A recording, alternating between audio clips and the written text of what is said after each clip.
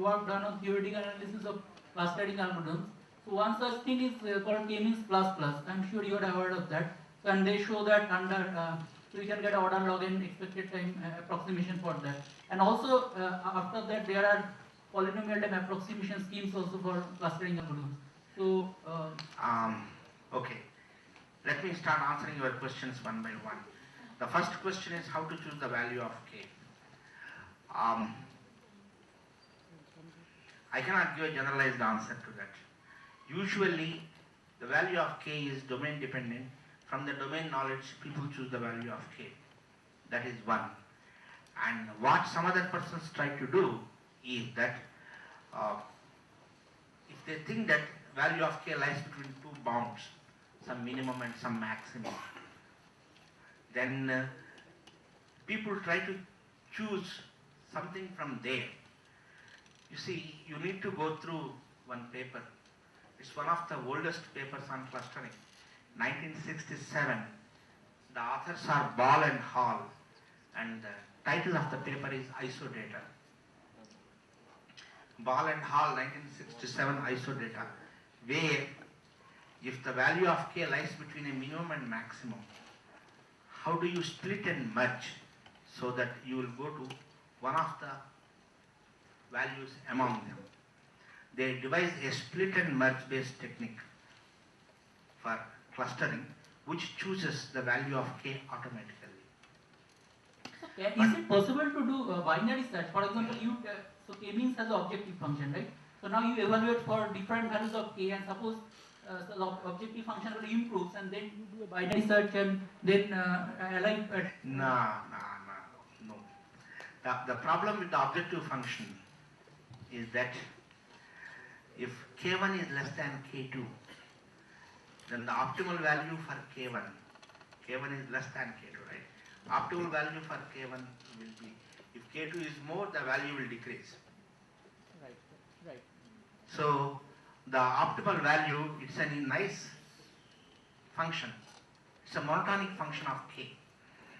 So you cannot do that. That's one of the problems. So that way of doing it is not possible. So that is one of the troubles. Okay. And what was your second question? So you said that it produces spherical clustering. Yes, that to some extent you can prove it by mathematics. And the third one about the results. See, the basic comment is not about what sort of clusters are this thing. Say, it is like this. I take a data set, I have one, say, unit square, 01 cross 01. I have another unit square, say another square, let us just say 12 cross 12. I take points from, some k points from the first one, some k1 points from the first one, some k2 points from the second one. Okay? Then I apply the k-means algorithm. Since these two sets are disjoint and the distance between them is large, the usual k-means algorithm will give you good results. Now what I start doing is that I start reducing the distance between these things. Then at some place it is going to fade.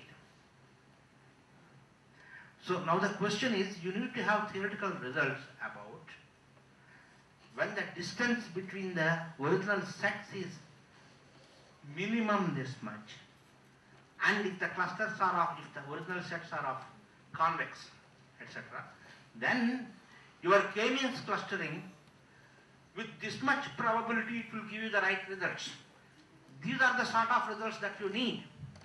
Then you know that it is actually giving you the groupings in the population. Otherwise you won't know it. So these sort of results are still lacking. Because these are the problems that we practical people we face. When the distance between the clusters is very small, we still want to get good clustering.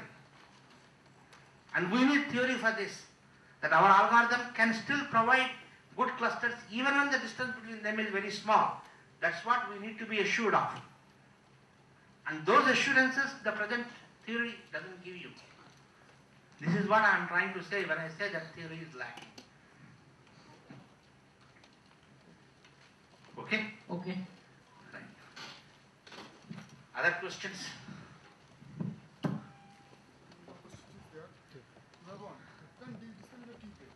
Okay. So let's thank the speaker.